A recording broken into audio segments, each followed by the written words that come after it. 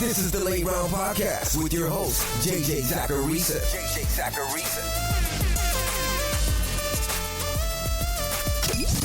What's up, everyone? It's JJ Zacharisa, and in this episode 889 of the Late Round Fantasy Football Podcast, sponsored by Underdog Fantasy. Thanks for tuning in. Before getting into the questions this week, this is another reminder to check out Underdog Fantasy. I've got a legit offer for you. As you know, the Late Round Draft Guide is currently available for pre-order for $19.99. It's the piece of content that I put by far the most time into each year. You can get that guide for absolutely free if you've never played at Underdog. Here's how you do it. Head to UnderdogFantasy.com, sign up. When you sign up, use promo code LATEROUND and then make a deposit. On July 1st, so just a couple of days from now when the guide launches, you'll get an email with a link to download that guide. You'll also be getting a deposit offer when you make your deposit. So there's really nothing to lose here, especially if you were planning on getting that guide anyway. So check it out, UnderdogFantasy.com, or download the Underdog app. When you sign up and you make a deposit, use promo code LATEROUND.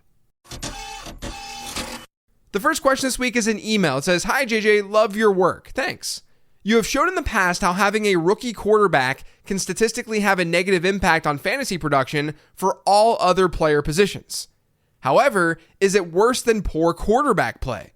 More specifically, do you think the Commanders and Bears position players will have reduced fantasy production even if the rookies entering show more talent than their incumbents?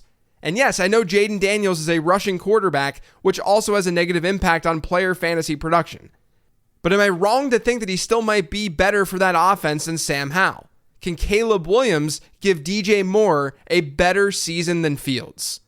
Thank you so much for your insight. Can't wait for the release of the draft guide. Eric." So I think a lot of people have this thought process and then ask this exact question. I, JJ, sit on this podcast and talk about how rookie quarterbacks are generally bad for their pass catchers, which they objectively are. This is in the draft guide, but since 2014, there have been 159 wide receivers who were drafted in the top 72 at the position and scored 15 or more PPR points per game. Now, I say who were drafted in the top 72 because I was doing research on average draft position. Technically, there are 6 more players in general who got to that number. And these 159 wide receivers are wide receiver seasons because a wideout could get to that 15 point per game number more than once. Out of those 159, guess how many of them had a rookie quarterback play for the majority of the season? 4 of them. Now, this technically doesn't include Tank Dell because he didn't have an ADP that high. And I believe he's the only one of the 6 who played with a rookie quarterback who got to 15 PPR points per game. And he was exactly at 15 PPR points per game. But even still, let's just throw Tank Dell in there. That's 5 of 160 wide receiver seasons. 5 of 160 who are giving you what, mid-range wide receiver 2 numbers? Now that statistic admittedly sounds a lot cooler than it actually is. Rookie quarterbacks definitely aren't boosting their wide receivers, but there haven't been a ton of rookie quarterbacks in general over this time frame. In the end, the rate of getting to 15 or more PPR points per game for a wide receiver with a rookie quarterback, when they've been top 72 wide receiver picks, it's been 8.3%. For non-rookie quarterbacks, it's 25.8%. And the players with non-rookie quarterbacks are beating ADP at a higher rate too, which is really important to look at here because wide receivers with rookie quarterbacks, they're going to get drafted later, more than likely. Now, I say all that just to reinforce the general idea that yes, wide receivers with rookie quarterbacks don't have the same type of ceiling as the alternative. The reason for that is because rookie quarterbacks aren't as good. Their offenses don't score as many points, and they average fewer yards per play. So to your question, if the previous quarterback was also not good, then no, we shouldn't consider the rookie quarterback a downgrade. DJ Moore going from Justin Fields to Caleb Williams is probably going to be an upgrade. Caleb Williams will probably be a better quarterback than Justin Fields. The issue for Moore is that he's now competing with Keenan Allen and Rome Odunze. And there's a chance that the market just overstates the impact that Caleb Williams is going to have. because rookie quarterbacks in general don't perform that well. My thing is, I don't think we should just simply look at previous year numbers and attach them to the current season. DJ Moore is a great example of that. He finished with 16.9 PPR points per game last year. That was on a team with honestly horrific quarterback play, at least from a passing perspective. A lot of people will just look at that number and assume that he can maintain that or even exceed it because he's getting the perceived quarterback upgrade. It's just not that simple.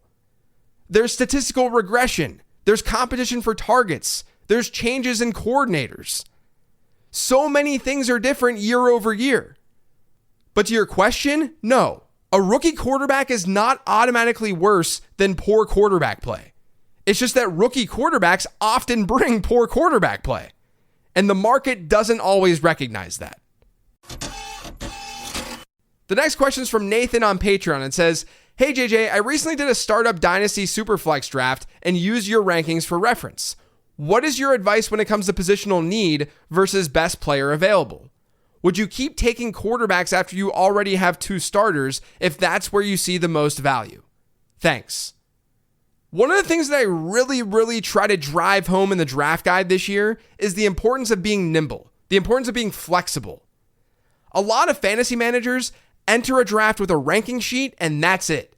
And Nathan, I'm not saying that that's you. I'm not saying that's all you're doing. But the majority of fantasy managers just have a ranking sheet and they're going to draft off of that sheet. It's fine to have that as a reference, but you really need to recognize your individual league's economy, your individual league's market. Like Nathan, in this example, you say that there's a quarterback who's the quote, best player available, but you already had 2 quarterbacks. I'd ask you why you think that quarterback is the best player available. Is it because of what my rankings are showing? Or is it based on your own evaluation of what your league is doing and how you believe your league is going to value players?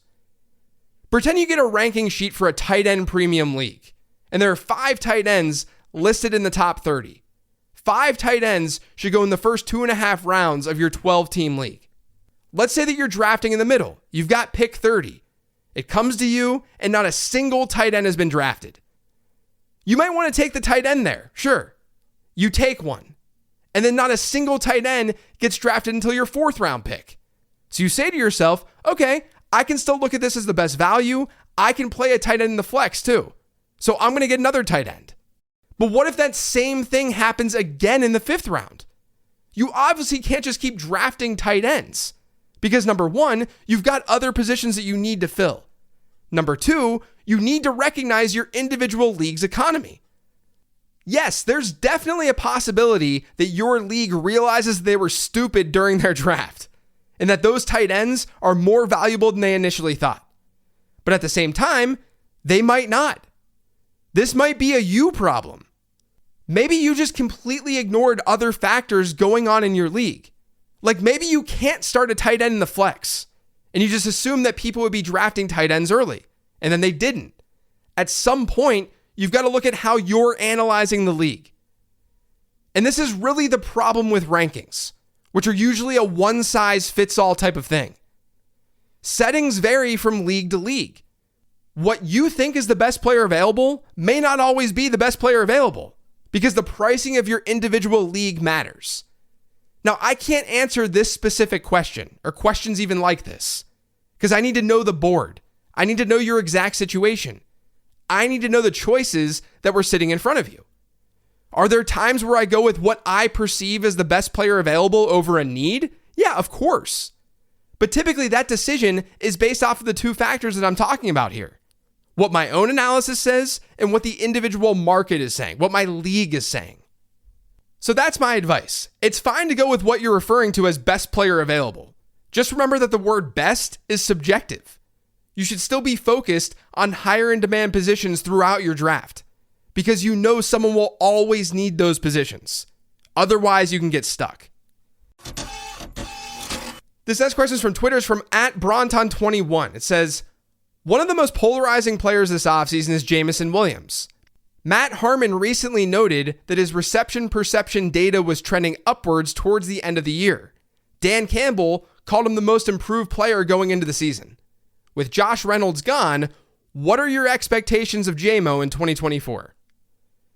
Now, I know people are going to get angry for how I'm going to start this answer, but Jameson Williams has played 2 years in the league so far.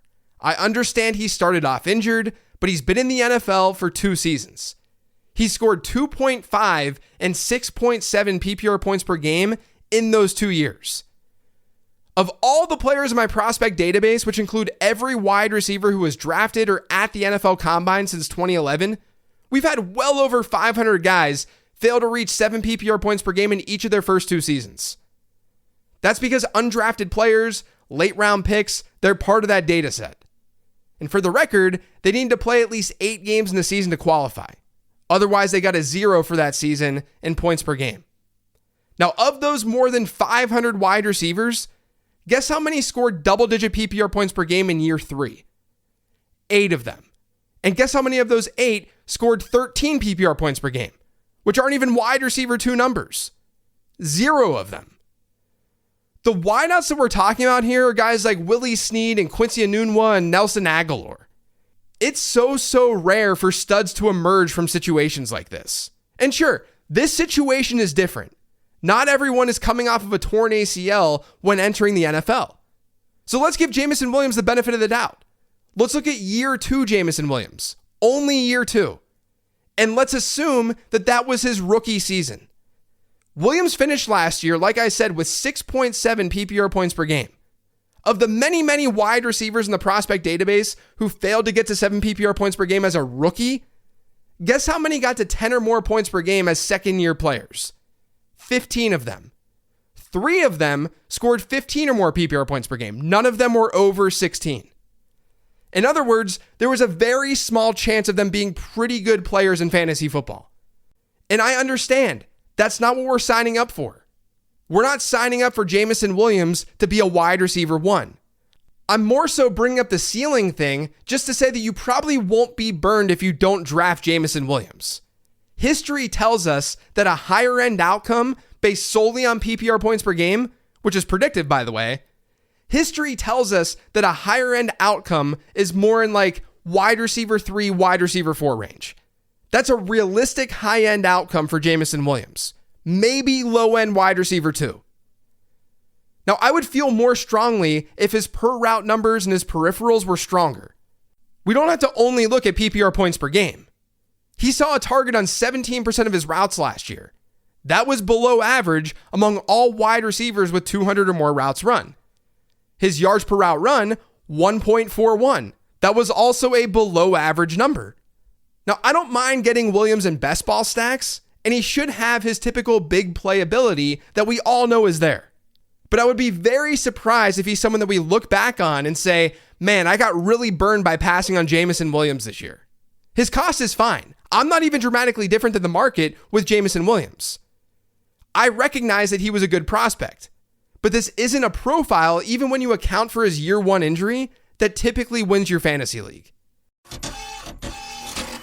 The last question this week is from Patreon. It's from Jamie. It says, historically, it's been suboptimal to draft an elite player at quarterback and tight end in our season-long drafts because of what we're giving up at running back and wide receiver. With ADP seemingly sharper than ever at quarterback, and you're feeling that tight end will be the biggest make or break position in finding an edge this year, should we be considering taking a top 6 guy in both places? So I think first and foremost, my tight end comments are more so about best ball than season long. And the reason I keep bringing it up is because the strategy at that position can be so different from one team to the next. Most teams are going to get their typical running backs and wide receivers, and they're going to do it early. In the quarterback landscape, it's fairly linear and efficient.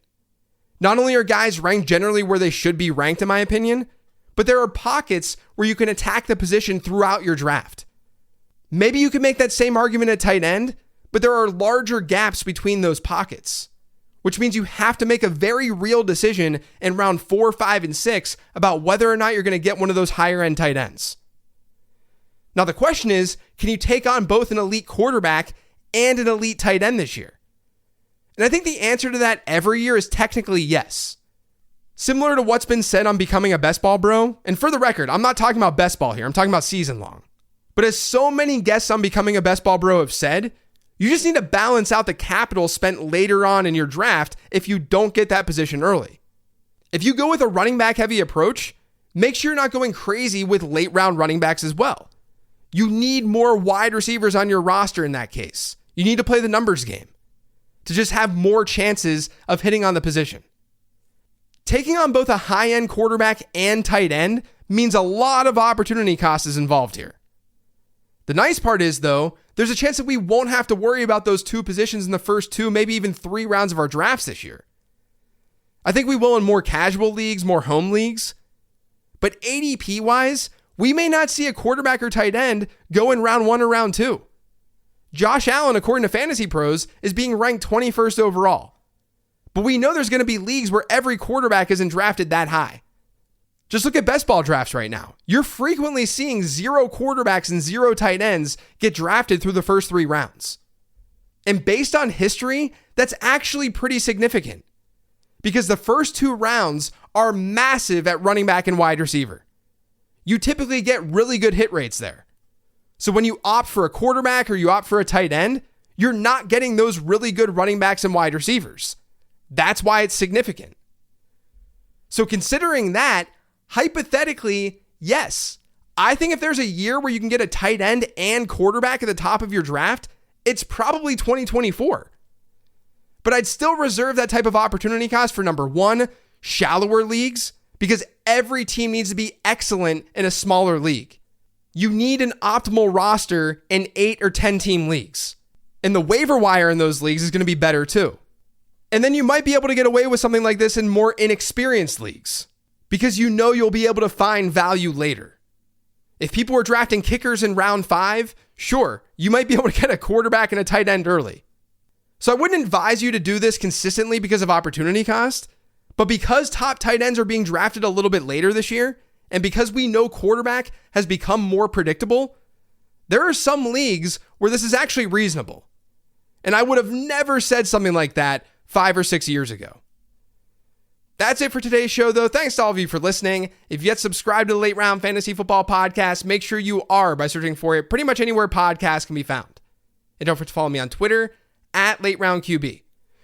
Just so everyone's aware, there's going to be a gap in podcast programming next week given the 4th of July holiday.